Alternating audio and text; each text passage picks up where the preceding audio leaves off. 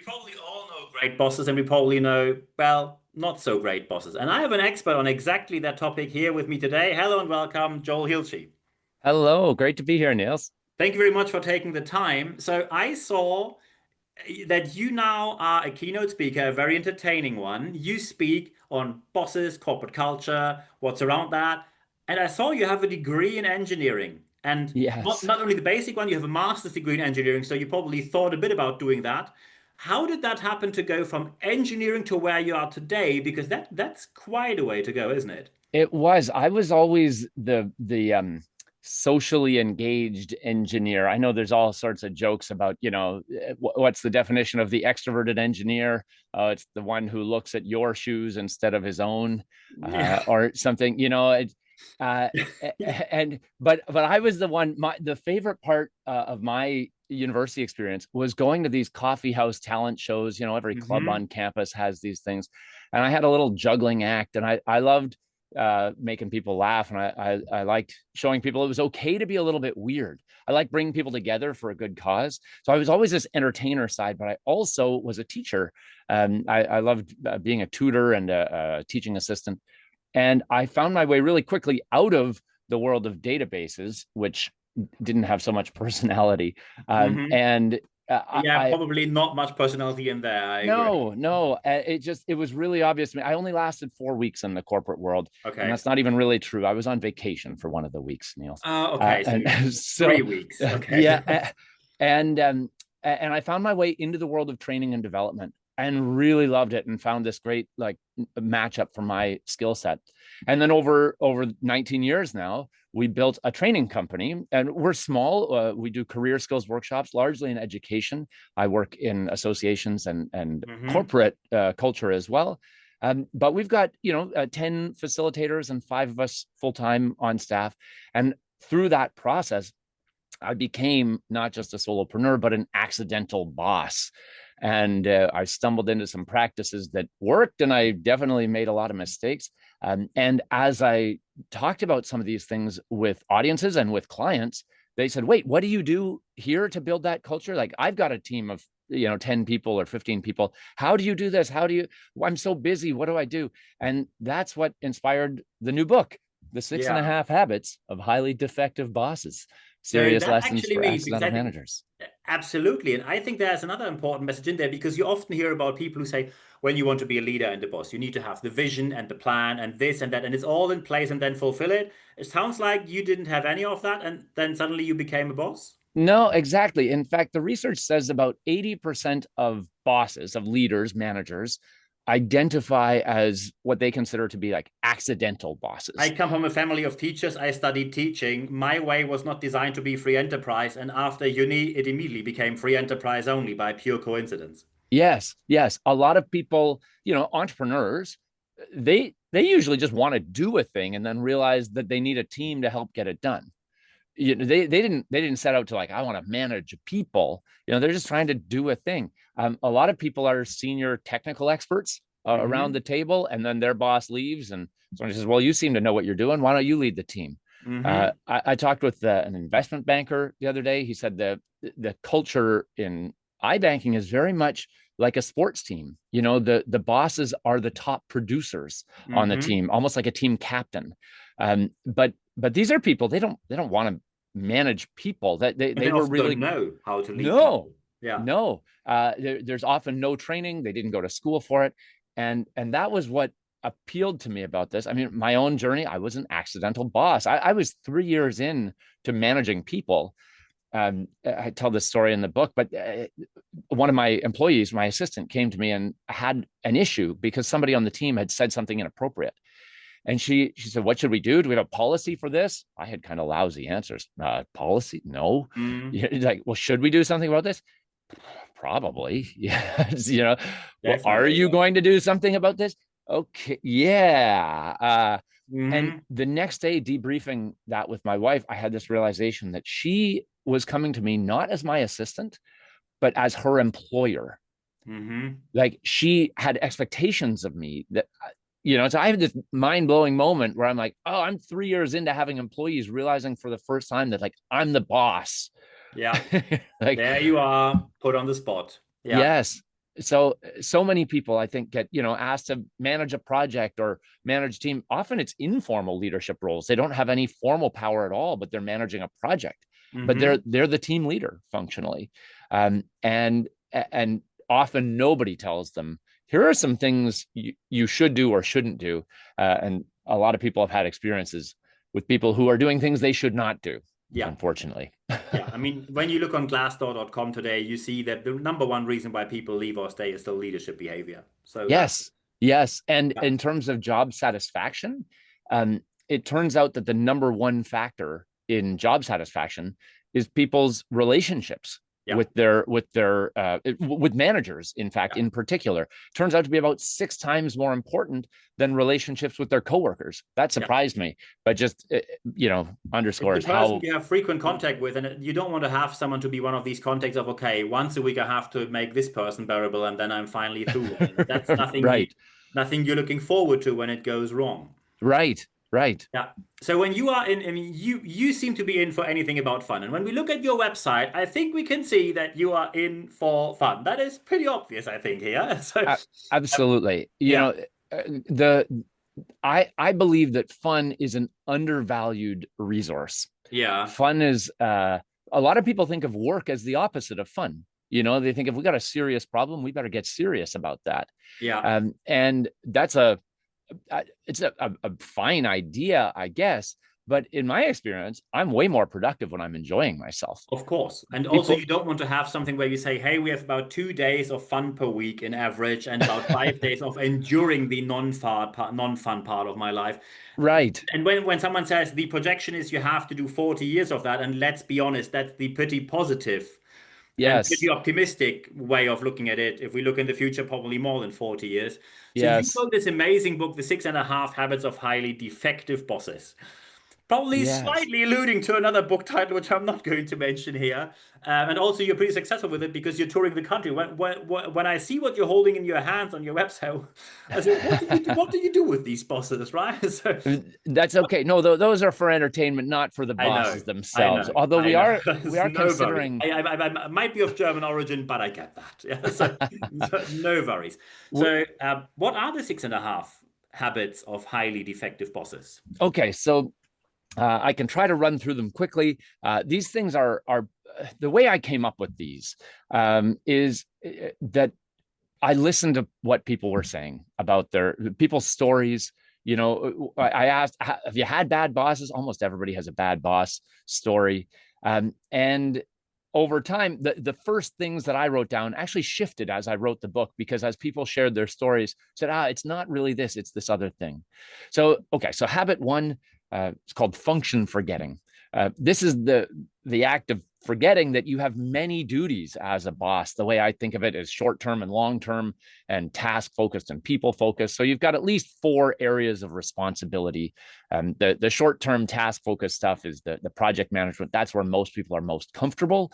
Long-term task-focused strategy. As you become a leader, you're responsible for thinking like, are we doing the right projects? Not just, are we getting things done? On the people-focused side, all of a sudden, the short term, you're responsible for the team dynamics of the group. And most leaders really had, that's a surprise to them. Oh, right, people aren't getting along. Now they're coming to me to make that right in some way. And the long-term part, this is, in my experience, the most forgotten thing. Long-term people-focused is career development. A lot of bosses or managers are a bit reluctant to have these honest conversations about career development, in part because they feel like they're coaching people off of the team. They say, what are you doing after you work with me? But that's not true. That's a misnomer or a fallacy to think that way. They're thinking about that anyways. And the question is whether you want to be part of that conversation or stick your head in the sand and ignore it. So the first habit is don't forget any of the functions. Don't be a function forgetter. Second habit is mediocrity mongering. And the idea here is that certain people on your team will be high producers, disproportionately high producers, A players. You've talked about this. How do you keep your top talent? And there's really a few things you can do with them. One is you can encourage them and celebrate them. Another is that you can discourage them or maybe ignore them, but we'll lump that in with discouraging.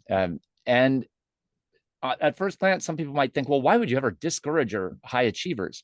And the answer is that many people have been on teams where the majority is made to feel more comfortable by actually squashing the high performers.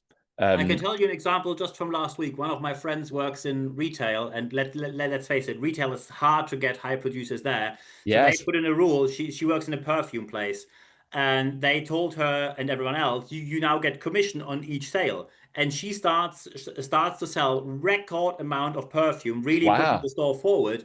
And after 3 months, her boss takes her to the side and say, sorry, you just earned too much money. You're close to my salary. That's not okay. We're going to cap your commission from now on at that point. So disappointing. No, So no, does this it. is straightforward unfair. It is pushing mediocrity across the whole team. And also, surprise, surprise, hear the news. She's going to resign at the end of this month. Of Of course she course. will. Yeah. Of So, course. Somebody told me a story. She said, my boss actually came to me and said, oh, slow down. You're making everybody else look bad. And she said, I thought that was just a thing people pretended to say when they yeah, were pretending to be insecure. She said, I'm yeah, not working for that company anymore. And it was a good job, but she did not want to work there anymore. Bosses have to decide, what do I want to do with my high performers? And bad bosses are mediocrity mongers. They create a culture of mediocrity. yeah, Great bosses encourage those high performers and nurture them. yeah. Habit 3 is hassle making. Um, the little things in life are sometimes disproportionately infuriating. I don't know if you feel this way, Niels. Sometimes you ever have little things. So people, a classic example here. When people are working You with mean people bad. think people who think that broccoli is acceptable food in any dish? my, my dad had a joke. He said, "Oh, I heard about this recipe for eating kale. You saute your kale with some olive oil. It helps it slide off the pan into the garbage can." Um, Yeah, perfect. Yes. Yeah. whatever. So Yeah. you ever hear of stories where people are working with bad tools, like Yeah. outdated computers or whatever, and Hmm. this, oh, I can't get and they're pounding away on these things, and it takes a day and a half to get the IT thing. I don't have the permission to do that. And they might be amazing at their job, but these little frustrations that like slow them down are hugely annoying to them. And great bosses dismantle those Hmm. obstacles, Yeah. and bad bosses tend to enforce them or like or just ignore, and they don't seem to You are care. so negative, Joel. You're so negative. Just see what we have. See the positive side. And by the way, in a year and a half, we get a new budget for computers. So just accept it. Acceptance is the key. What they mean is Yes, resignation. So, yes, yes. yeah. So great leaders that I've talked, they have like de-hassle-a-thons, Yeah. where they say, let's take it, what's bothering you right now? And they view part of their role as just like removing obstacles for their team, especially their high performers want to fly, and they got to get the junk out of the way for them. Habit 4 is credit stealing and finger pointing. I sort of smush two together, but this often stems from an insecurity that bosses have, where they need to hoard the credit for themselves when things go well, and they need to deflect the blame if things don't. Yeah. This is almost cartoonish. Childhood cartoons. There was always some big meanie of a villain who had a henchman, sidekick, and if the henchman went out and did his job, then the villain's like, I'm the smartest, Yeah.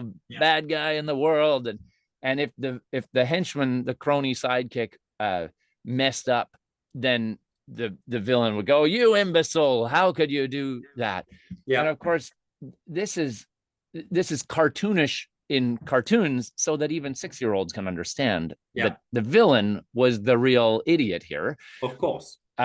But this is surprisingly common, unfortunately, And where. unfortunately, Peter Drucker in 1975, I think, already pointed out the concept of reverse accountability. You cannot take other people's credit and blame them when they do something wrong. Right, right. Great leaders do the opposite. Yeah. They're the first ones to take responsibility when things go wrong. They say, you know what, I was in charge here. I should have seen this sooner. And they take ownership of their part in it. And then what does everybody want? Great employees want recognition. Turns out recognition, and it's the frequency of the recognition, not even the quantity or magnitude of it that matters. We need to find every opportunity to say, thank you for that. I see that you did this. Thank you for your piece of this puzzle. That was a great contribution. I value you. Great leaders share the credit and take the blame when things don't go well. Habit 5 is feedback fumbling. I know you've written a bit on this. There's lots of ways to be bad at feedback. But 3 big ones are, number 1, to not do it at all. To just hope that they don't have to, or of course people want they only feedback. do it when they have something to criticize and call it feedback instead of criticism. Right. So one way is to not do it. One way is to do it badly, and a third way to be bad at it is to not be receptive, not take feedback, because employees have their perspectives also, and often they're quite valuable and helpful. So don't be a feedback fumbler. Learn lots of good ways of having hard conversations, but important conversations also. Habit 6 is bully bossing. This is probably the one where most people think of that, like they imagine like the hard-headed bully of a boss. It's not always just the biggest loudmouth in the room, because really bully bossing is about using power tactics, fear and power tactics to get results.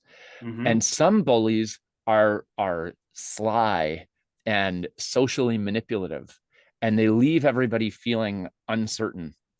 This is really problematic. This creates toxic cultures. And even if it works in the short term, it is destined to fail because the relationships they just fall apart so quickly. My advice for people who have bully bosses is generally to find a different job, find a different team to work on. These people are the hardest ones to change.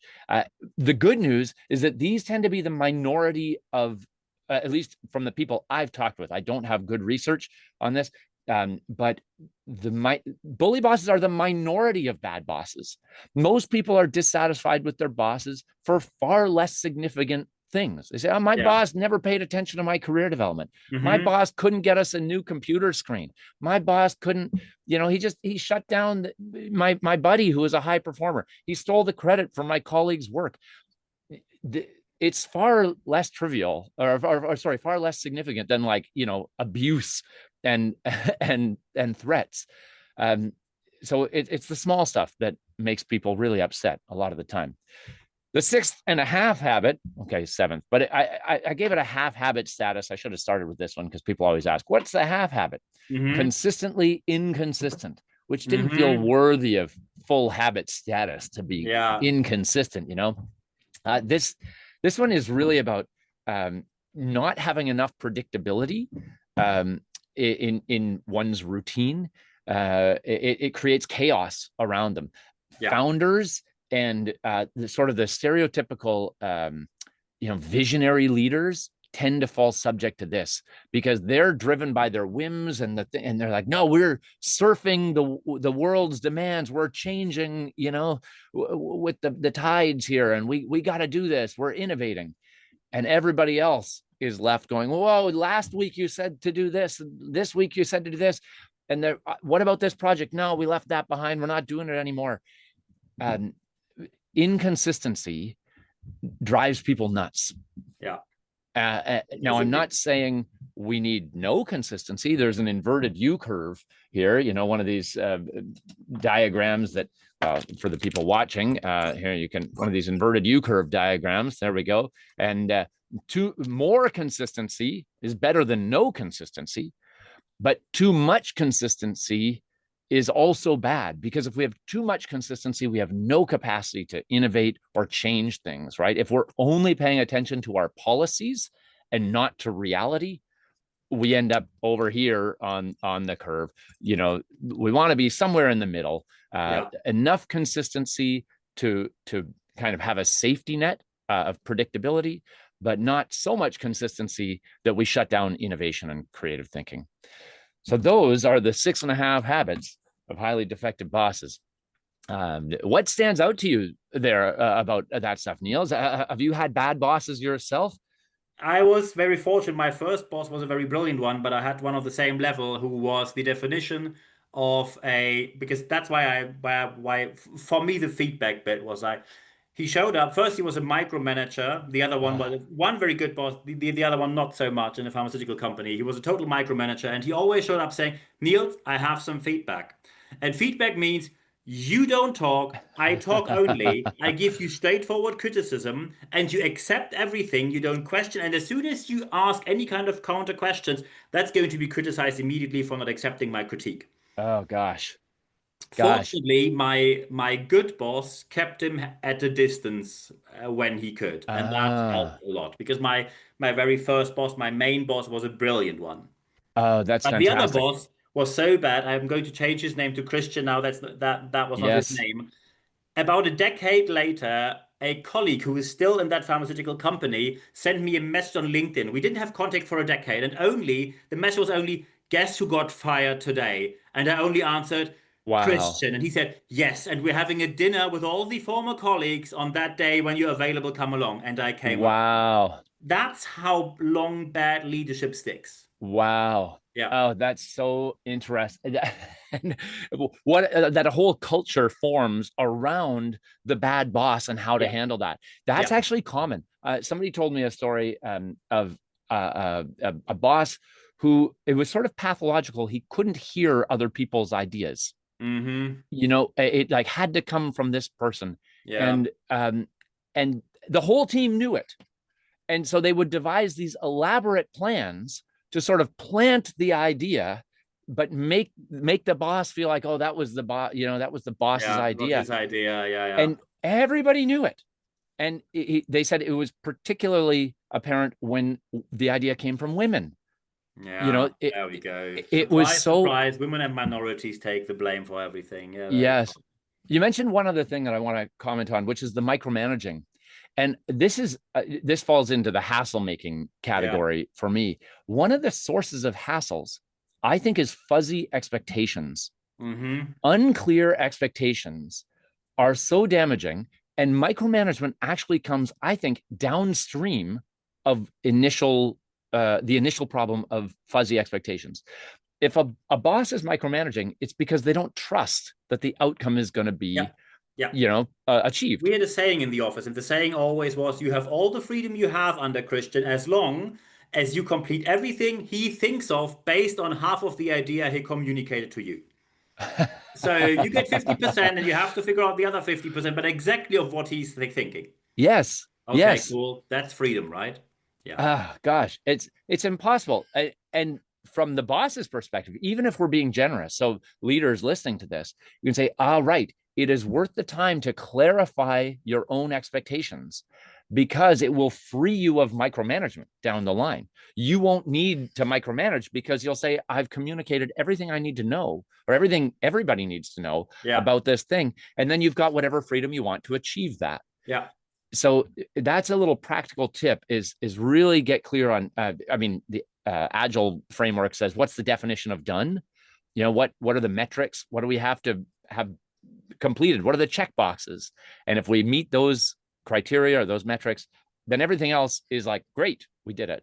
Yeah. And that's also empowering for the team. So that's Absolutely. a little thing. Micromanagement comes up so often, but I Yeah. think the source of it is not always just an untrusting person. It's somebody who can't, or who hasn't figured out how to be clear. Mm-hmm. Sometimes maybe they're not being clear because they don't want to impose on people.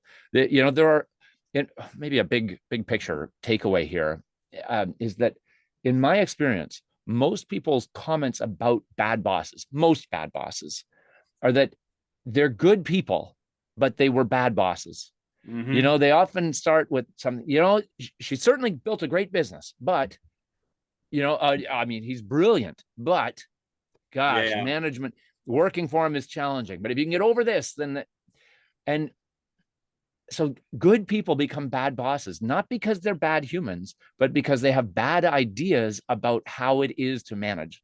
and what Absolutely. matters. Yeah. And the good news there is that we can change our ideas. We can learn Exactly. stuff. And when we want to change these ideas, that's a good point here to wrap this interview up. So first, of course, where can people get your book and when can they get it? And of course, when they now, which is always a brilliant idea, want to have you on site for their events, how can they Yes. get in touch? Where can they find you? How can Yes. they get in touch with you? The best way to reach me, joelhilchey.com. That's my website, joelhilchey.com. Wait, you're writing this inverted, right? Well, yeah, it's a magic trick. Yes, for those watching, you're seeing me right on the screen, joelhilchey.com.